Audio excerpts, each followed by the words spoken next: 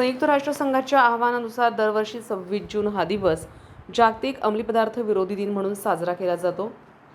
या निमित्त नाशिक शहर पोलीस आयुक्तालयाच्या कार्यक्षेत्रात 20 जून ते 26 जून 2026 या कालावधीत अंमली पदार्थ विरोधी जनजागृती सप्ताहाचं आयोजन करण्यात आलं होतं.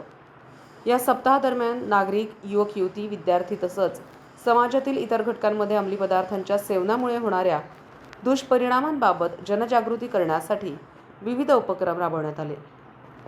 26 जून रोजी सकाळी 7:30 वाजता नाशिक शहर पोलीस आणि नाशिक सायकलिस्ट असोसिएशन यांच्या संयुक्त विद्यमाने अंमली पदार्थ विरोधी जनजागृती सायकल रॅली काढण्यात आली. ही रॅली पोलीस आयुक्तालय, Vidyavikas circle, Jehan circle, Parijat Nagar chowk, ABB circle, city centre signal, Mico circle, Trimbak Naka, CBS signal, Mehar signal, Ashok Stambh या मार्गाने काढण्यात आली. रॅलीचा समारोप कविराज सभागृह येथे करण्यात आला.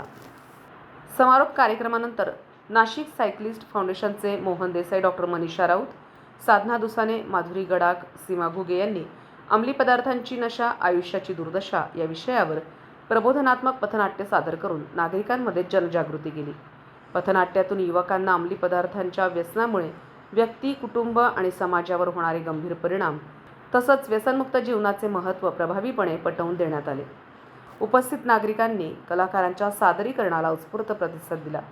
यावेळी व्यसनमुक्तीचे कार्य करणारे रघुवीर नाईक यांनी उपस्थित नागरिकांना व्यसनमुक्तीवर मार्गदर्शन केलं. या जनजागृती कार्यक्रमाचं आयोजन पोलीस आयुक्त संदीप कर्णिक, पोलीस उपायुक्त गुन्हे किरण कुमार चव्हाण, सहाय्यक पोलीस आयुक्त संदीप मिटके यांच्या मार्गदर्शनाखाली अंमली पदार्थ विरोधी पथकाच्या वरिष्ठ पोलीस निरीक्षक श्रीमती सुशीला कोल्हे व पथकानं केलं.